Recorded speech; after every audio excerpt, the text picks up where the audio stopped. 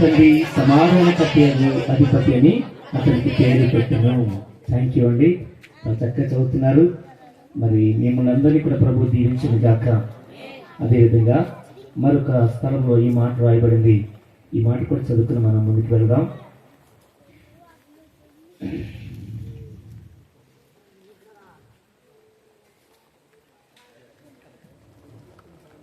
రోమపత్రిక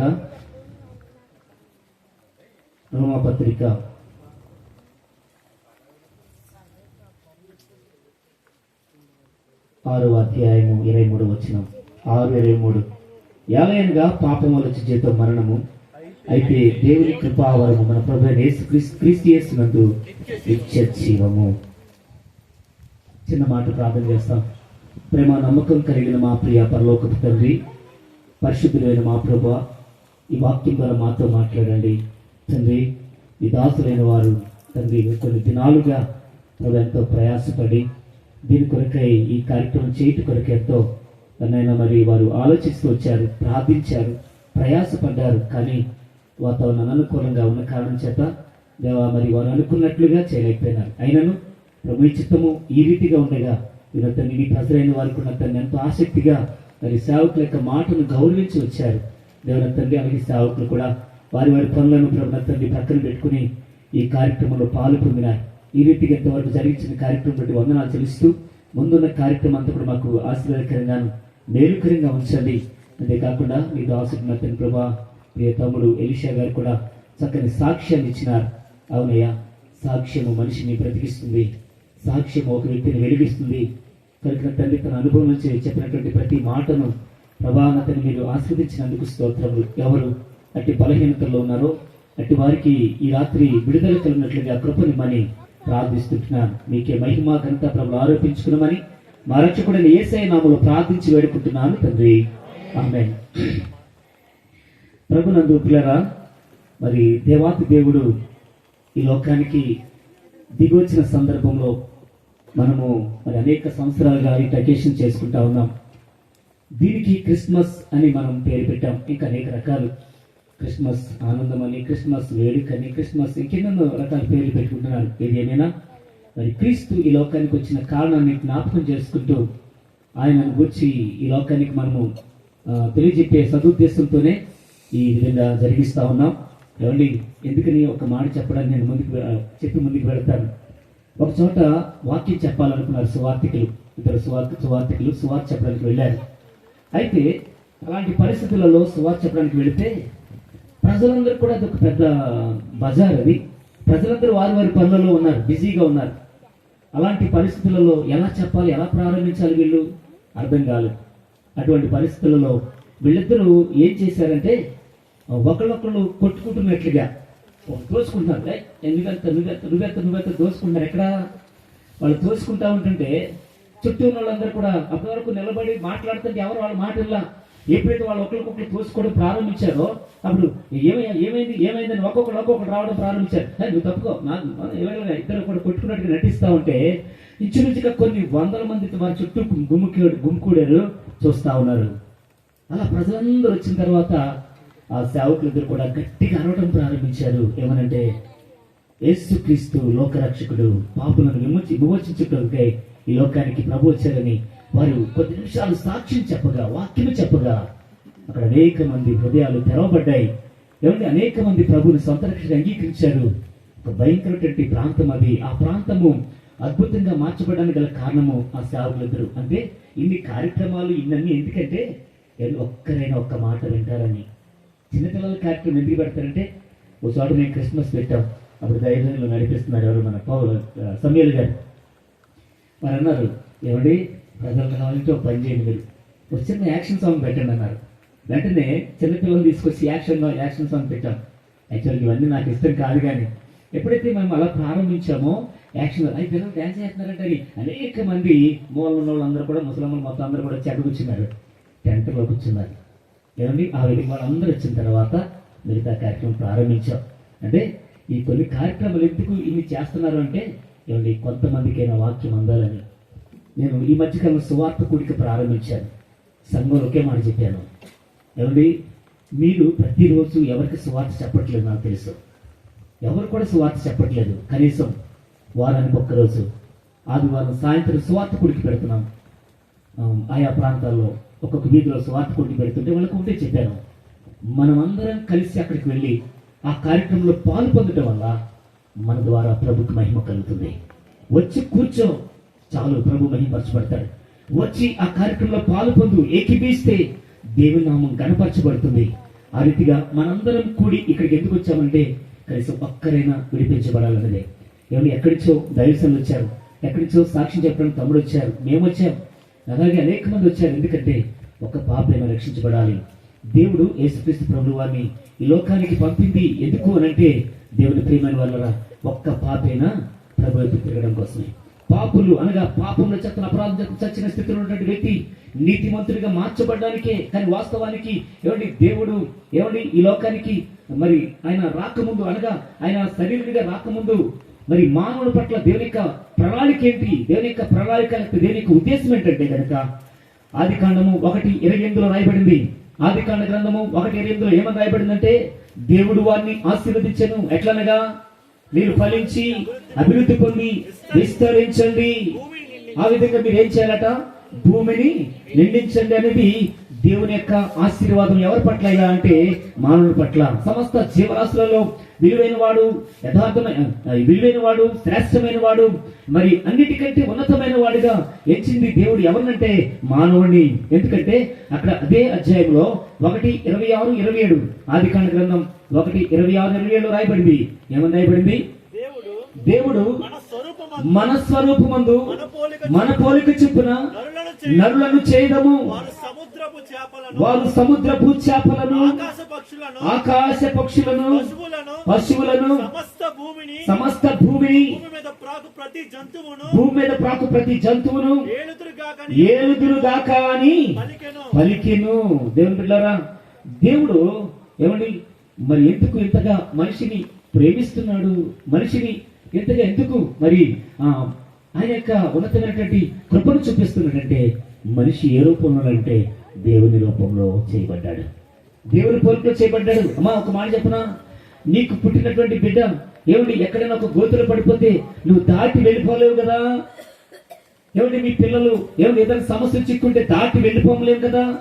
మీరు చూస్తుండగానే ఒక వ్యక్తి మీ బిడ్డని కొడతా ఉంటే అట్లనే కొడతాడని చెప్పి చూసి వెళ్ళిపోలేము కదా. ఏం చేస్తాం?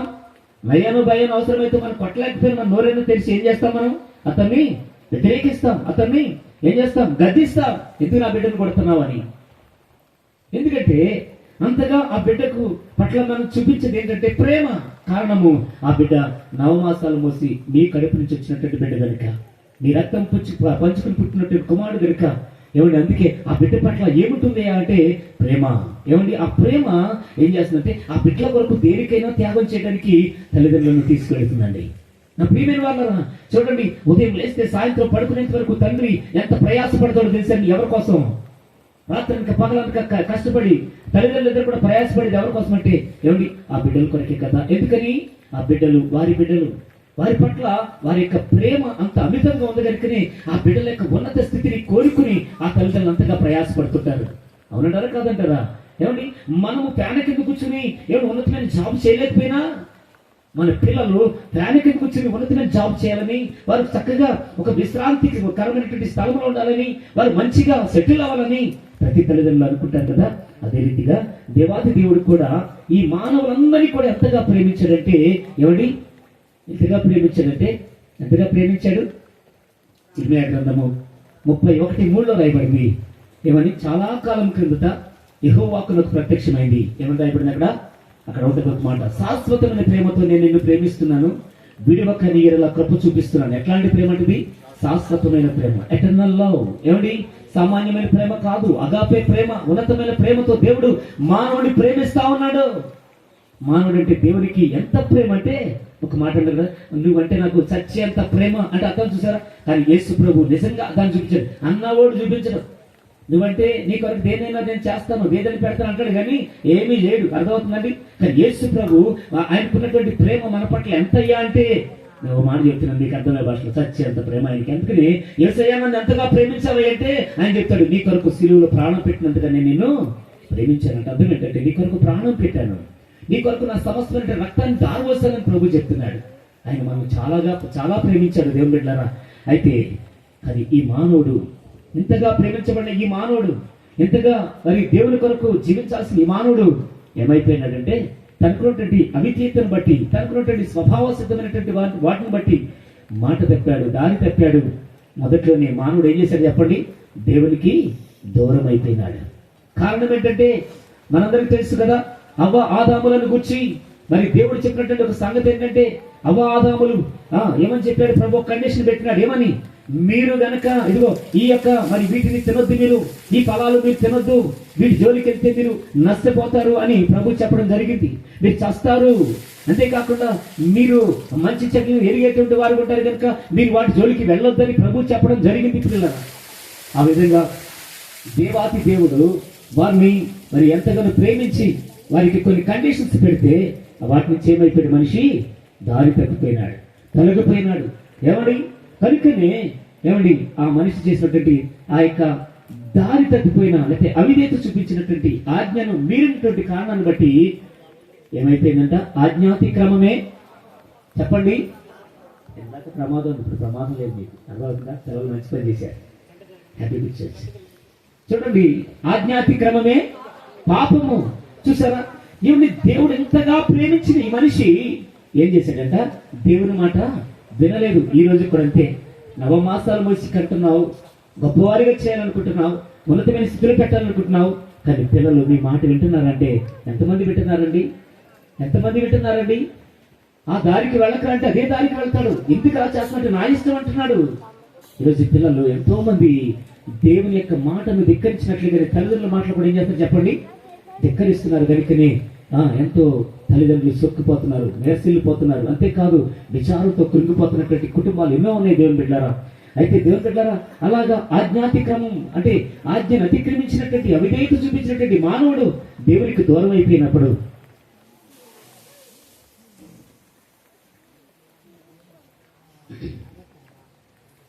ఒక పాట పాడదామా? ఏం పాట పాడదాం?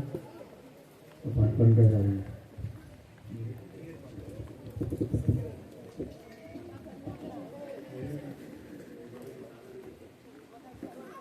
అందరూ కలిసి ఒక పాట పాడదాం. దేవుని స్తోత్రం. హల్లెలూయా, హల్లెలూయా. మధురం మధురం నా ప్రియ యేసుని చరితం, మధురం శాశ్వతం శాశ్వతం నా ప్రభు కృపయే నిరంతరం. అందరికి వచ్చి కదా, చక్కగా పాడదాం. మధురం మధురం నా ప్రియ యేసుని చరితం, మధురం శాశ్వతం శాశ్వతం నా ప్రభు కృపయే నిరంతరం. దీన మనసు, దయగల మాటలు, సుందర వదనం, తేజోమయుని రాజసం. దీన మనసు, దయగల మాటలు, సుందర వదనం, తేజోమయుని రాజసం. మధురం మధురం నా ప్రియ యేసుని చరితం, మధురం శాశ్వతం శాశ్వతం నా ప్రభు కృపయే నిరంతరం. ఆశ్చర్యకరమైన వెలుగై దిగి వచ్చి చీకటిలోనున్న వారిని, బంధింపబడి ఉన్న వారిని విడుదల చేయుటకు. ఆశ్చర్యకరమైన వెలుగై దిగి వచ్చి చీకటిలో ఉన్న వారిని. దయచేసి ఈ సమయం వృధా కాదు, మీరేమీ కొద్దిగా విసిగి చెందొద్దు. చాలా విలువైన సమయం, ప్రాముఖ్యమైన సమయం. మంచి వాక్యంలోకి మనం వెళ్ళబోతున్నాం. ఏకీభవించండి, సహకరించండి. ప్రభు నందుతున్నారా? మరి కొంత అంతరాయం వల్ల ఇట్లా పాడించాల్సి వచ్చింది పాట. వినండి కొన్ని నిమిషాలు. ఈ రాత్రి మన శాపపు కట్లు దేవుడు తెంపివేయబడుతున్నాడు. ఎన్ని దినాలుగా నీ కుటుంబంలో, నీ మీద, నీ పిల్లల మీద శాపం ఏలుబడి చేస్తుందో ఈ రాత్రి ప్రభు విడిపించడానికి ఇష్టపడుతున్నాడు. దేవుని బిడ్డలారా, ప్రభు మనంతగా ప్రేమిస్తున్నాడు. ఒక మాట చదువుతాం చూడండి. ఇంతగా ప్రేమించిన దేవుడు, ఇంతగా మనమంటే ఏమండి పరిగతించే దేవుడు, మనం దారి తప్పినప్పుడు తట్టుకోలేకపోయినాడు. అయినను దేవాది దేవుడు చేసిన పని ఏంటంటే మొట్టమొదటిగా మనందరినీ ఆశీర్వదించాడు కదా. అయితే ఆశీర్వదిస్తే అలా ఆశీర్వదించబడినటువంటి ఈ మనిషిని శపించడానికి రకరకాలైన ప్రయత్నాలు చేస్తా ఉన్నారు. ఆ ద్వితీయోపదేశకాండం 23వ అధ్యాయము 23వ అధ్యాయము 4-5 వచనాల్లో ఈ విధంగా రాయబడింది. ఎలాగైనా మీరు ఐగుప్తు నుండి వచ్చి వస్తుండగా వారు అన్నపానములు తీసుకుని మిమ్మను ఎదుర్కొన్న రాక నిన్ను శపించుటకు బహుమానం ఇచ్చి నదున రాములోని పెతోరులో నుండి నీకు విరోధంగా బెయోరు కుమారుడైన బిలామును పిలిపించరి. అయితే నీ దేవుడైన యెహోవా బిలాము మాట విననాలకుండెను. నీ దేవుడైన యెహోవా నిన్ను ప్రేమించను గనుక నీ దేవుడైన యెహోవా నీ నిమిత్తము శాపమును ఆశీర్వాదంగా చేసెను. నీ నిమిత్తము దేవుడు ఏం చేశాడంట? శాపమును ఎలా మార్చేశాడు? ఆశీర్వాదంగా మార్చేశాడు. ఈ రాత్రికాల సమయంలో దేవుని ప్రియమైన వాళ్ళరా, మీ శాపములు ఆశీర్వాదంగా మార్చబడుతున్నాయి. అయ్యో ఎంతకాలం ఈ అప్పులు, అయ్యో ఎంతకాలం ఈ బాధ, అయ్యో ఎంతకాలం ఈ వ్యాధులు, అయ్యో ఎంతకాలము మాకు ఈ తిప్పలు, ఎంతకాలము ఈ పిల్లలు అవిధేయత, ఎంతకాలము నా భర్త మాట్లాడట్లేదు, ఎంతకాలం నా భార్య మాట్లాడట్లేదు, ఎంతకాలం ఈ సూటిపట్టు మాటలు అని ఒకవేళ కృంగిపోతున్నావేమో, అయ్యో దుఃఖంలో నిట్టూపులో వేదంలో ఇక్కడ కూర్చున్నావేమో.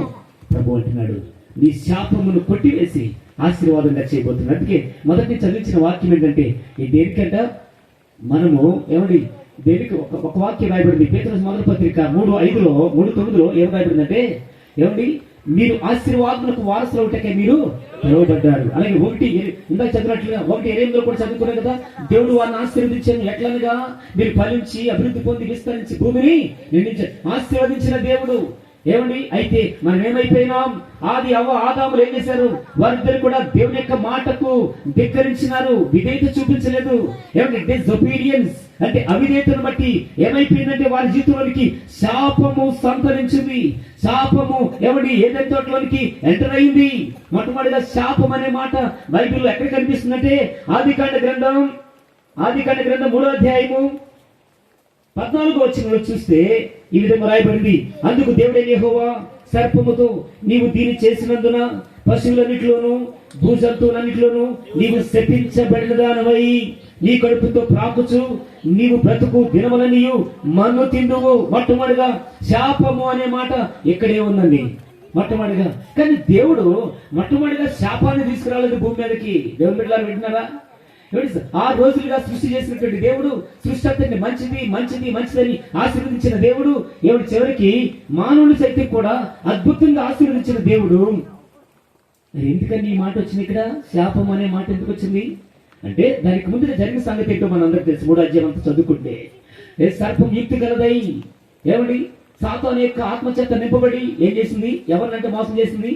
అందుకని కొరింథీయులకు రాసిన పత్రికలో ఉంటుంది, సర్పము తన కుయుక్తి చేత అవ్వను మోసపరిచినట్లుగా మిమ్మల్ని మోసపరచకుండా చూసుకుని అంటాడు. తన కుయుక్తి చేత ఏదైనా తోటలో ప్రవేశించి సాతాను ఏం చేశాడు? అవ్వను లోపరుచుకున్నాడు.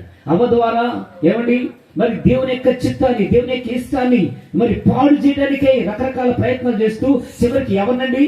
దేవుని రూపంలో దేవుని బిడ్డగా ఉన్నటువంటి మొదటి వ్యక్తి అయినటువంటి ఆదాముని సైతం కూడా ఏ పండు అయితే, ఏ ఫలం అయితే తినొద్దని దేవుడు చెప్పినాడో అదే ఫలాన్ని తినడానికి ప్రేరేపించాడు.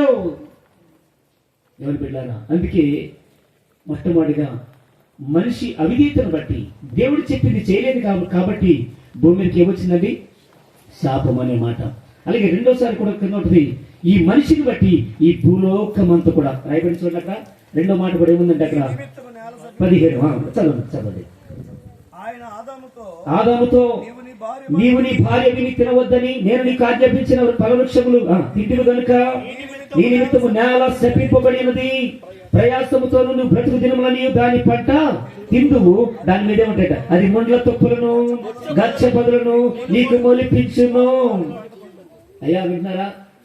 మన జీవితంలోనికి శాపం ఏం తీసుకొస్తుందో తెలుసండి? కనిపించని ముళ్ళ తొప్పలు, గచ్చ పొదలు. అంటే అర్థం ఏంటంటే తెలుసండి? నువ్వు తట్టుకోలేవు, ఆ బాధ తట్టుకోలేవు. అదవుతుందండి. అయ్యో ఈ జీవితం ఎందుకు, ఈ బ్రతికెందుకు? ఇలా తమ్ముడు చెప్పాడు, సాక్ష్యం చెప్పాడు. తనకు తనుగా ఏం చేశాడండి? తనకు ఇష్టానుసారంగా తను నచ్చినట్టుగా బ్రతికాడు. ఏది తినాలంటే తిన్నాడు, ఎక్కడికి వెళ్ళాలంటే అలా వెళ్ళాడు, ఏది చేయాలంటే చేశాడు. చివరికి తన పాపం తను ఏం చేసిందండి? తరవడం ప్రారంభించింది. బైబిల్లో రాయబడింది, కీర్తనకారుడు చెప్తాడు, పాపం అంటండి ఏమిటి, పాపం చేయవారందరికంట పాపం ఒకటి పుట్టిస్తుంది, ఏంటంటే భయాన్ని పుట్టిస్తుంది. పాపము నెమ్మదించదు మనిషికి. ఓ ఏ పాపంలో కూర్చున్నావో, ఏ చీకటి కార్యంలో నువ్వు ఇది వెళుతున్నావో నాకు తెలియదు, కానీ దేవుడితో మాట్లాడుతున్న మాట ఏంటంటే, దేవుడి పిల్లరా పాపం నుంచి బయటికి రావడానికి ప్రయత్నం చేయి. ఏ బలహీనతలో చిక్కుకున్నావో, ఏ పాపపు అంచులో నువ్వు ఉన్నావో, లేకపోతే ఎక్కడ ఏ భయంకరమైన పరిస్థితులలోకి వెళ్ళిపోయావో నాకు తెలియదు, కానీ ఇప్పుడు అనుకుంటున్నాను ఎలా వచ్చానో అర్థం కావట్లేదు, బయటకు రాలేకపోతున్నాను. కుడితులో పడి ఎలాగైతే కొట్టుకుంటుంది అలా కొట్టిమిట్లాడుతున్నవారు కొంతమంది ఉన్నారు ఇక్కడ.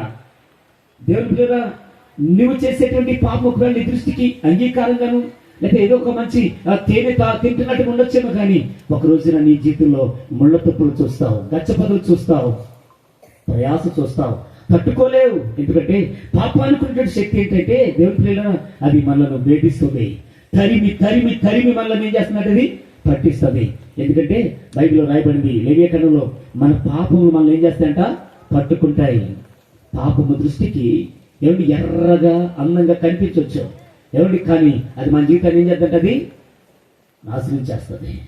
అగ్ని కొంచెం అంటుకుంటే శరీరాన్నంతటిని ఎంతకైతే నాశనం చేస్తుందో దేవుని బిడ్డలారా, పాపం కూడా అలాంటిదే. దాని రూపం ఏదైనా పాపానికి రూపాలు ఉన్నాయి, రంగు రుచి వాసన ఉంది. మార్క్స్ వార్త 7:21 రాయబడింది, పాపానికి రంగు రుచి వాసన ఉంది. ఏమిటి చదవమంటారా? మార్క్స్ వార్త 7:21, మార్క్స్ వార్త 7:21 చదివి సహాయం చేయండి. లోపల నుండి అనగా మనుషుల హృదయంలో నుండి దురాలోచనలు, జారత్వములు, దొంగతనములు, అమ్మ వింటున్నారా? వాటి పేర్లే కాదు, వాటి రూపాలు కూడా మీ అందరికి తెలుసు. ఒకటి ఏంటంటే దురాలోచనలు, జారత్వములు, దొంగతనములు, నరహత్యలు, వ్యభిచారములు, లోపములు, చెడుతనములు, కృత్రిమము, కామ వికారము, మత్సరము, దేవదూషణ, అహంభావము, అవివేకము వచ్చును. ఈ చెడ్డవన్నీ లోపల ఉండగా మనిషి యొక్క హృదయం నుండి బయటకు వచ్చి మనిషిని అపవిత్రపరుస్తాయి. ఏమిటి ఇవన్నీ ఎక్కడున్నాయ్యా అంటే మనిషి యొక్క హృదయంలో. దేవుడు అంటాడు ఆదికాండ గ్రంథంలో, నేను మనుషులను మానవులను యథార్థవంతులుగా పుట్టించాను, కానీ వాళ్ళు ఏం చేస్తా ఉన్నారట, వివిధమైన తంత్రములను కల్పించుకున్నారు, వాళ్ళకి నచ్చినట్టుగా కల్పించుకున్నారు. కాబట్టి ఏమిటి మనిషి ఏమైపోయినాడంట, అపవిత్రుడైపోయినాడు. హృదయం అంతా కూడా ఒక భయంకర దుర్గంధంతో కూడిందిగా మారిపోవడం గల కారణం ఏంటంటే మనిషి తనకు కల్పించుకుంటున్నాడండి. ఇన్ని రకాలైనటువంటి దేవతలు ఎక్కడి నుంచి వచ్చారు, ఇన్ని రకాల బొమ్మలు ఎక్కడి నుంచి వచ్చినాయి, ఇన్ని రకాల రూపాలు ఎక్కడి నుంచి వచ్చినాయి, మనకు మనంగా కల్పించుకుంటా ఉన్నాం. దేవుని పిల్లలు అర్థమవుతుందండి. అలాగే ప్రతిదీ కూడా మనకు మనంగా కల్పించుకుంటా ఉన్నాం. మన యొక్క సౌకర్యార్థం, లేకపోతే మన సుఖాన్ని కొరకు, లేదా మన యొక్క ఏమండి పరిస్థితి కొరకు మనం ఏం చేస్తున్నామంటే మన స్వార్థం కొరకు చాలా వాటిని ఏం చేస్తున్నాం, మనం కల్పించుకుంటా ఉన్నాం. అందుకే ఈ రోజున మనిషి పాడైపోయిన కాంచత ఏమండి భూలోకం అంతా ఏమైపోయింది, చెడిపోయింది. నీ మూలంగా భూమి అంతా ఏమని చేయబడిందంట తెలుసా నీకు? భూగోళం అంతా కూడా సూర్య తాపం అంటే అర్థం ఏంటంటే ఒక భయంకరమైన వేడితో నింపబడిపోయింది. దేవుని బిడ్డలారా, ఏమిటి శీతాకాలం కూడా ఫ్యాన్ వేసి పడుకుంటున్నారు, అవునా?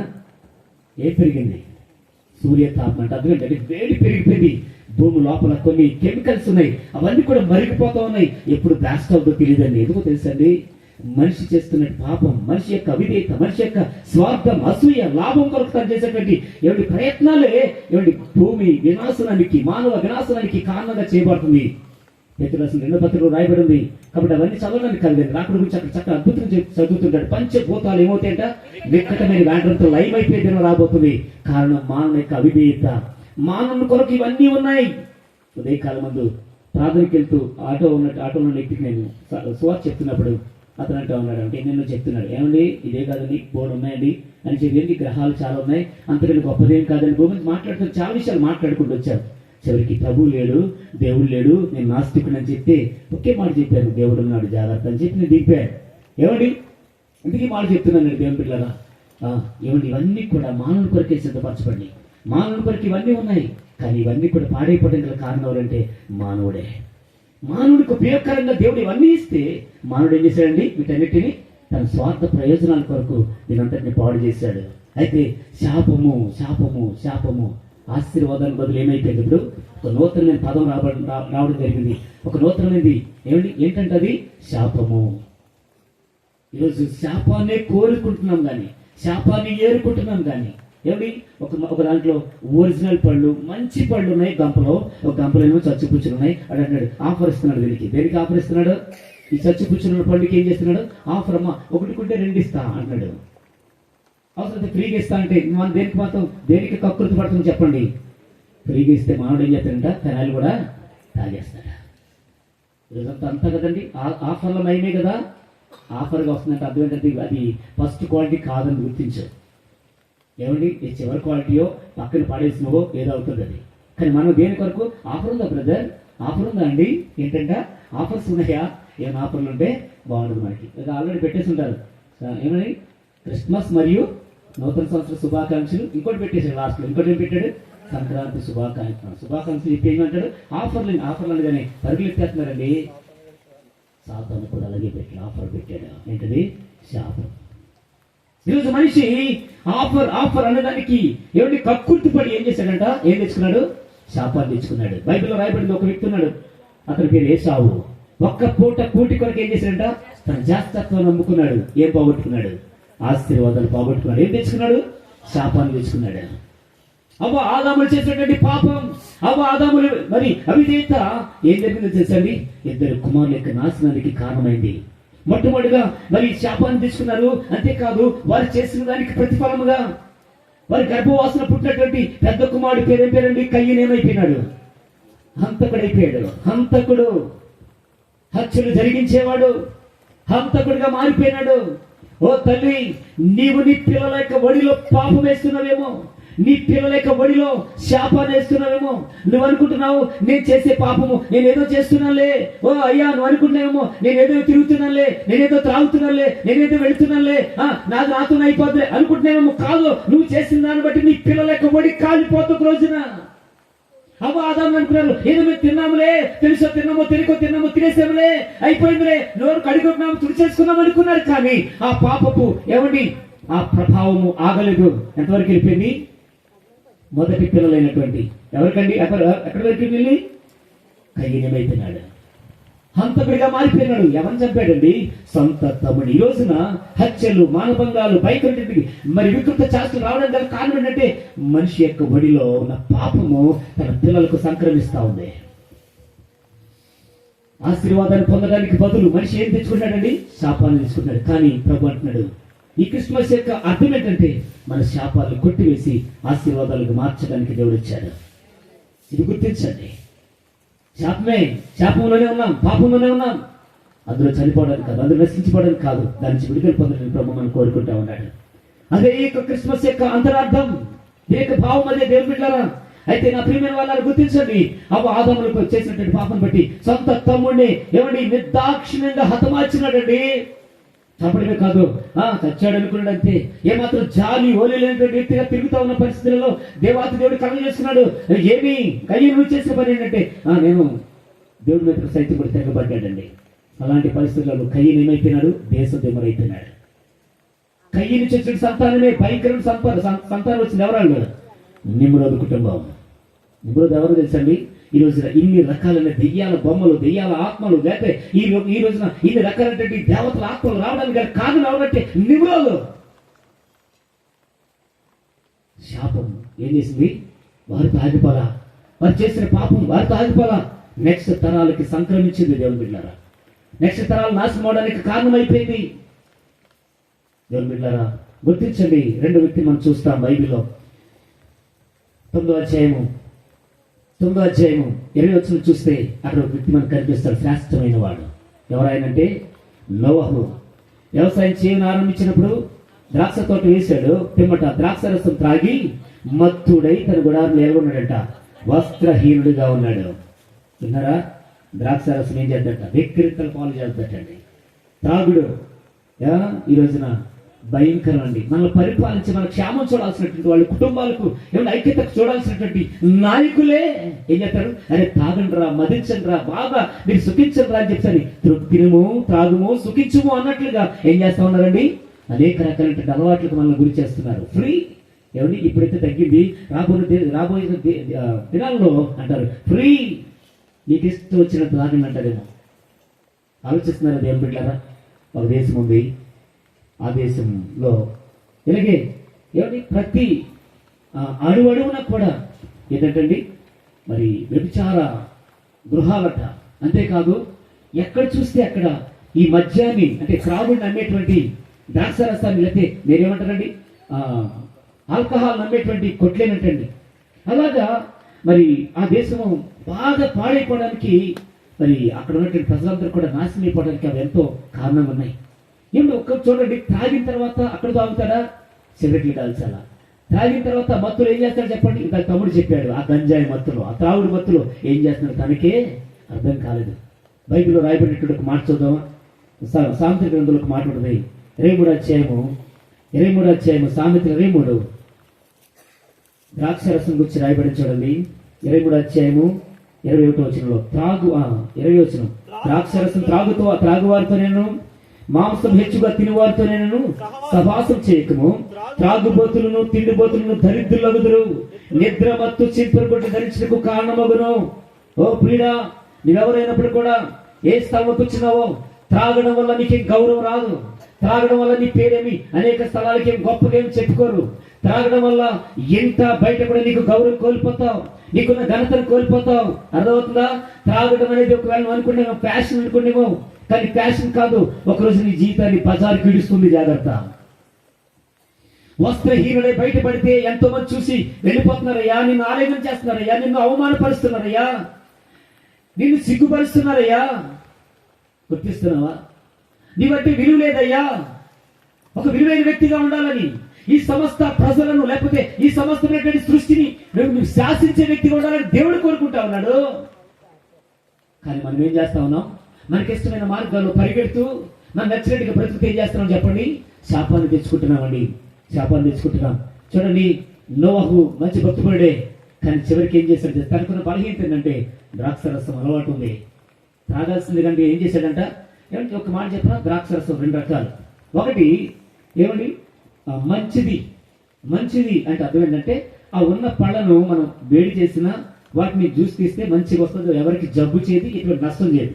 కానీ వాటిని కొల్లబెట్టి పులియబెట్టి విలుజనీకరణంగా దాన్ని ఏం చేస్తారంట, కొన్ని రకాలైనటువంటి కెమికల్స్ ని కలిపి దాన్ని ఆల్కహాల్ గా తయారు చేస్తారు. అదే మన జీవితాన్ని మత్తును, అదే మన జీవితానికి నష్టాన్ని కలిగిస్తుంది. అవునా? ద్రాక్ష పళ్ళు ఎన్నో ఉంటాయి, అవి తెచ్చుకుని తినాం, ఇదే తింటాం. ఆ పాడైపోయిందని తింటాం. ఆ వాసన గిట్టలేక బుక్కు మూసుకుని తాగుతాం. ఎంత విచారమో! ఎందుకండి త్రాగాల్సిన వాటిని తాగకూడని వాటిని తిని త్రాగి మీ జీవితాన్ని పాడు చేసుకుంటే ఎన్ని కుటుంబాలు ఈ రోజున రోడ్డున పడిపోయినాయి. సహోదరులు, ఎంతమంది సహోదరులు ఈ రోజున భర్తలు లేనటువంటి భార్యలుగా ఉన్నారండి. ఈ రోజున ఎంతమంది పిల్లలు తండ్రులు లేనటువంటి పిల్లలుగా ఉన్నారు తెలుసా? కారణం ఏంటంటే త్రాగుడు. మాకు దగ్గరలో మా సహవాసానికి వచ్చే ఒక ఇల్లు ఉంది. ఆ సహోదరుడి పేరు శ్రీను. ఏమండి, చిన్న కొడుకు అనమాట. అతను అన్ని విషయాల్లో మంచివాడే, కానీ త్రాగుడు బలహీనత వల్ల ఏమండి మరి భయంకరంగా త్రాగి చిన్న వయసులోనే అతడు కన్ను మూసాడు. తల్లిదండ్రుల చేతుల మీద ఇవ్వాల్సినటువంటి వ్యక్తి, తల్లిదండ్రులను తన చేతుల మీద మొయ్యాల్సిన వ్యక్తి వారి చేతుల మీద తను వెళ్ళాడు. బిడ్డకు తలగొరికి ఎవరు పెట్టారయ్యా అంటే తండ్రి పెడుతున్నాడు అండి. అంత విచారకరం. ఆ దుఃఖకరమైన విషయం ఎవరికి రాకూడదు దాక. అర్థమవుతుందండి? కారణం ఏంటంటే త్రాగుడు. చిన్నోడని లేదు, పెద్దోడని లేదు, అందరూ కూడా త్రాగి ఏం తెచ్చుకుంటున్నారంటే శాపాన్ని తెచ్చుకుంటున్నారండి. ఈ రోజున నోవహు త్రాగి శపించి తన యొక్క జీవితంలో త్రాగి మదించిన కారణం చేత తన ఇంట్లో ఒక వ్యక్తి శాపగ్రస్తుడైపోయాడు. తన పేరు కనాను ద్వారా ఏర్పడిన ప్రపంచమే లేకపోతే ఖండమే ఆఫ్రికన్ కాంటినెంట్. ఏం బిడ్డలారా, ఈ రోజుకి శాపగ్రస్తులండి తెలుసా? సరైన ఫుడ్ ఉండదండి వాళ్ళకి. ఆఫ్రికన్ దేశీవాసులకి ఏమండి సరైన వస్త్రాధారం లేదండి. అక్కడ భయంకరమైన పరిస్థితులు అండి. కొన్ని దేశాల పేరు చెప్పకూడదు కానీ అక్కడ జరిగేటువంటి వికృతమైనటువంటి పరిస్థితులు. నరమాంస భక్షకులు ఉండేటువంటి కాంటినెంట్ ఏదయ్యా అంటే ఖండం ఏదంటే ఆఫ్రికా ఖండమే. ఎంత భయంకరంగా ఏమన్నది మరి శపించబడిందో చూసారా? కారణం ఒక వ్యక్తి త్రాగడం వల్ల ఏమైందంట, అతను మత్తుడై పడి ఉంటే ఏం చూశాడంటే వీడు వెళ్ళి ఏం చూశాడంట, తన యొక్క దిశమలను చూశాడంట. ఎవరిది? తండ్రి యొక్క దిశమాలను చూశాడంతే ఏమైపోయినాడు? శాపగ్రస్తులైనాడు. ఇక్కడ ఎంతో మంది ఒకవేళ యవనస్తులు కూర్చున్నారేమో, ఎంతో మంది ఉండొచ్చు, బయట నుంచి వింటూ ఉండొచ్చు. ఎంత మంది దిశమాలను చూస్తున్నావు? ఇక సెల్ ఫోన్ ని ఆధారం చేసుకుని, మీడియాను ఆధారం చేసుకుని చూడరాని దృశ్యాలు చూస్తూ నువ్వు అనుకుంటున్నావు ఎంజాయ్ చేస్తున్నావు కదా, నీ శరీరాన్ని అపవిత్రపరచుకుంటున్నావు. చూడు నీకు నచ్చినట్టుగా నీ కన్నులను అపవిత్రపరచుకుంటున్నావు, నీ నోటిని అపవిత్రపరచుకుంటున్నావు, నీ యొక్క అవయవాలను అపవిత్రపరచుకుంటున్నావు. చూడు, దేవుడికి ఇచ్చినటువంటి, ఆలయానికి ఇచ్చినటువంటి శరీరాన్ని పాడు చేసుకుంటున్నావు. చూడు, ఒక రోజున పంటకు వస్తావు. తండ్రి దిశమాలను చూసినందుకు ఏమైపోయినాడు అతను? ఈ రోజుకి శాపపు దేశము, లేకపోతే శాపపు కంట్రీ, కాంటినెంట్, ఖండం ఏదంటే ఆఫ్రికన్ ఖండం. తెలుసండి, ఒక వ్యక్తి తీసుకున్న చెడు నిర్ణయము ఎంత మంది నష్టానికి కారణమేదో తెలుసా? ఓ అక్క, ఓ చెల్లమ్మా, ఓ అమ్మ, నువ్వు ఎవరైనప్పుడు కూడా ఒక మాట అడుగుతున్నాను. నువ్వు చేసే పాపం నీ తండ్రికి, లేకపోతే నీ తల్లికి, లేకపోతే నీ యొక్క ఎవరికి, నీ యొక్క ఇరుగు పొరుగు వారికి, లేకపోతే నీకున్నటువంటి అన్నదమ్ములకు తెలియకుండా నువ్వు చేసే పాపం చూడు, ఒకరోజు ఎంతో మంది నష్టపోవడానికి కారణమవుతుంది. అప్పుడు చేసేయాలండి అంటే కుదరదండి. ఒకరోజు దాని యొక్క ఫలితాన్ని నువ్వు అనుభవిస్తావని గుర్తించా. ఒకటి, అవిధేయత మనిషి శాపానికి కారణమైంది. 2, త్రాగుడు అనేటువంటి మత్తు అనేక మంది నష్టానికి కారణమైందండి. అక్కడ రాయబడి ఉంటుంది 28వ అధ్యాయం. ఏమని రాయబడిందంటే, నేను ముగిస్తాను. చూడండి ఏమని రాయబడింది. తాగుబోతులను, తిండిబోతులు ఏమవుతారంట? దరిద్రులు అవుతారు. నిద్ర మత్తు ఏం చేద్దంటండి? చిక్కులు కొట్టులు దరిద్రులు. అంటే అర్థం ఏంటంటే, సరైనటువంటి ఫుడ్ ఉండదండి, సరైన పరిస్థితులు ఉండవండి, హక్కులు తీర్చబడవు. కారణం ఏంటంటే, నువ్వు కష్టపడవు కదా, కష్టపడిన తాగేస్తావు కదా, బెడ్లకు ఇవ్వాల్సింది పోయి, బెడ్ల ఫీజులు కట్టాల్సింది పోయి, కుటుంబంలో అక్కర తీర్చాల్సింది పోయి, నీవే త్రాగుతుంటే కుటుంబం ఎట్లా మరి? దారిని పడిపోతుంది, రోడ్డును పడిపోతుంది. ఆ ఇంటికి, ఈ ఇంటికి, ఆ కాబాలు, ఈ కాబాల నుంచి మన ఇంటికి వచ్చి వస్తా ఉంటే అప్పులు తీసుకుంటుంటే అవి తీర్చలేక ఇంకా రకరకాల ప్రయత్నాలే. ఓ చిన్న సంగతి చెప్తాను చూడండి, జరిగిన సంగతి. అయ్యా, అతను ఒక రిక్షా వాళ్ళ, అంటే రిక్షా నడుపుతాడు. అతనికి చక్కని భార్య ఉంది, పిల్లలు ఉన్నారు. అతనికి ఉన్నటువంటి ఒక అలవాటు ఏంటంటే, కష్టపడతాడు కానీ త్రాగడం అలవాటు ఉంది.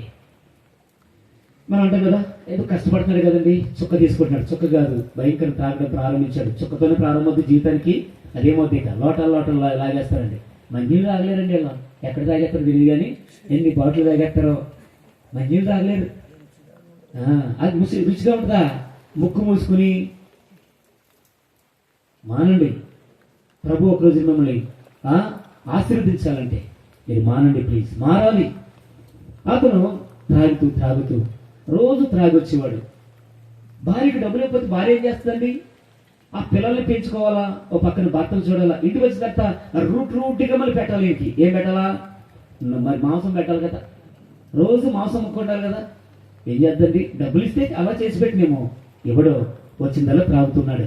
అలా త్రాగుతుంటే ఆమె చెప్పింది, అయ్యా డబ్బులు లేవా అంటే, డబ్బులు లేవా, ఏం చేసావు అని చెప్తానని ఆమె పట్టడము, భయంకరంగా చిత్రవదలు పెట్టి చేయటం మొదలుపెట్టే భయతో పాపం ఆ ఇంటికి వెళ్ళి అప్పటికి వచ్చి ఎంతో చేసి పెట్టేది. అలాగే ప్రతిరోజు కూడా అలా చేస్తూ ఉంటే రోజు అనేదంట, అయ్యా గట్టిగా అరవకయ్యా, పిల్లలు పడుకున్నారయ్యా, ఇప్పుడే పడుకున్నారయ్యా, పిల్లలు పడుకున్నారే అంటే, గతమానికి పిల్లలే అని చెప్పాను ఒకటేట. తర్వాత మళ్ళీ ఒక రోజు అలాగే వచ్చాడు. వచ్చిన తర్వాత, నా ప్రియమైన వాళ్ళరా, అది అలాగే త్రాగొచ్చాడు, కేకలేస్తా ఉన్నాడు. కేకలేస్తుంటే భార్య అప్పుడు మరి ఎక్కడికి వెళ్ళి తెచ్చింది, ఒక తౌడు బియ్యం తెచ్చింది, వండింది. మరి ముందు ఈయన పెట్టకపోతే ఊరుకోడు కదని ఆ బియ్యాన్ని, ఆ వంటను అలాగే పెట్టి పిల్లలకి ఆ గంజు ఏదో పెట్టి పిల్లల్ని పడుకు పెట్టేసింది. ఆమె కూడా తినలేదు. అతని కోసం వండినటువంటి కూర కూడా పక్కన పెట్టింది. ఏమండి వచ్చాడు, అరుస్తూ ఉంటే వాళ్ళకి అదయ్యా, కంగారు పడకయ్యా, పిల్లలు పడుకున్నారయ్యా, ఇదిగో మరి వాళ్ళు కూడా పెట్టలేదు, నీకోసం వచ్చానయ్యా, తినయ్యా అంటే ఏమండి కంచంలో పెట్టింది. కంచాన్ని ఒక్క విసిరాడు. నా కోసమే ఉండావా? మీకు తెలుసండి ఆ మాటలలో ఒకటి. కొట్టడం ప్రారంభించాడు. మాట్లాడితే అస్తమాట పిల్లలు అన్నావు కదా అని ఆమె ఒడిలో పడుకున్నటువంటి చిన్న బిడ్డను ఏమండి ఇలా ఎత్తుకుని గోడకేసి ఇలా కొట్టేసరికి ఏమైంది? ఆ బిడ్డ అక్కడికక్కడే చనిపోయినాడు. జరిగినటువంటి విషయం అనేది నేను పేపర్లో చదివిన సంగతి. అంతేకాదు, పడుకున్న బిడ్డ ఉంటే ఏమండి ఈవిడ కొట్టాడు, గట్టిగా కొడితే ఈమె కూడా ఎక్కడో ఏదో తగిలి పడిపోయిందాన్ని. ఆ పడుకున్న బిడ్డను కూడా గట్టిగా కొడితే ఆ బిడ్డ కూడా ఏమండి స్పృహతో పడిపోయినాడు. చివరికి ఏమండి మొత్తం చుట్టూ వాళ్ళందరూ పరిపూర్ణ వచ్చారు. పరిపూర్ణ వచ్చి ఒక పక్కన బిడ్డ చనిపోయినాడు. భార్య శ్రోత పడిపోయింది. మూడో బిడ్డ పరిస్థితి ఆగమ్యకు వచ్చారు. అయితే అతను పట్టుకున్నారు, దేహశుద్ధి చేశారు, అంటే కొట్టారు. తీసుకెళ్ళి ఎక్కడ పెట్టారంటే కటకటాలంట పెట్టారు. పెట్టినారా? కారణం ఏంటండి? త్రాగుడనే మహమ్మారి కుటుంబాలు సమాధానం ఉండదు. తాగుడినటువంటి మహమ్మారి కుటుంబాలు సంతోషం ఉండదు. భార్య భర్త సంతోషంగా, పిల్లలు సంతోషంగా ఉండాల్సిన దానికి బదులు పెద్ద వస్తుంటే పిల్లలు పారిపోతుంటే అర్థం ఏంటంటే, ఆలోచించండి దేవుని బిడ్డలారా. అయ్యా, అది నా మీ పిల్లలకి ఇచ్చి పంచే ప్రేమ. అది నిన్ను నమ్మి ఏదో ఊరిని విడిచిపెట్టి, తన వారందరిని విడిచిపెట్టి, జీవితాంతం నిన్నే నమ్ముకుని నీ కొరకు నీ వెనక వస్తున్నటువంటి ఆ అభంశపు వెలిగినటువంటి ఆ సహోదరిని అంతగా వేధిస్తున్నావు చూడు. ఒకరోజు నా లెక్క అప్పగిస్తావు. త్రాగుడనేటువంటి శాపము ఈ రోజున దేశంలో తాండవిస్తా ఉంది. దేవుని బిడ్డలారా, చూడండి, సాతాను ఎంత భయంకరంగా తాండవిస్తున్నాడు చూడండి. ఏంటంటే ప్రజలందరినీ మత్తులోకి తీసుకుపోతా ఉన్నాడు. ఆ దేశంలో ఏమైందంటే అలాంటి పరిస్థితులు ఉన్నట్టు అప్పుడు ఆ రోజున పెద్దలందరూ కూడా, నాయకులందరూ కూడా కలిసి చేసి త్రాగుడిని బ్యాన్ చేస్తామని చెప్పానని మొత్తం వైన్ షాప్లని బ్యాన్ చేస్తే ఈ త్రాగే వాళ్ళందరూ కలిసి గట్టిగా మొత్తం అన్ని పట్టుకుని ఏంటంటే ఈ కర్రలో కటార్లు పట్టుకుని ఎవరి మీదకి వెళ్ళారంట? నాయకులందరి మీద కొడతాకి వెళ్ళారంట. వాళ్ళు ఏమీ చేయలేక ఎవరి పార్లమెంట్ని వాళ్ళు మూసేస్తుంటే మరి వాళ్ళు ఏం చేశారట? అన్ని పగలు కొడుతుంటే సరే అని చెప్తారని, మన మీ ఇష్టం తాగి చావండి అని చెప్తారని ఏం చేశారట? వాళ్ళు మళ్ళా తాగడానికి అవకాశం ఇచ్చారట. వాళ్ళు అలాగ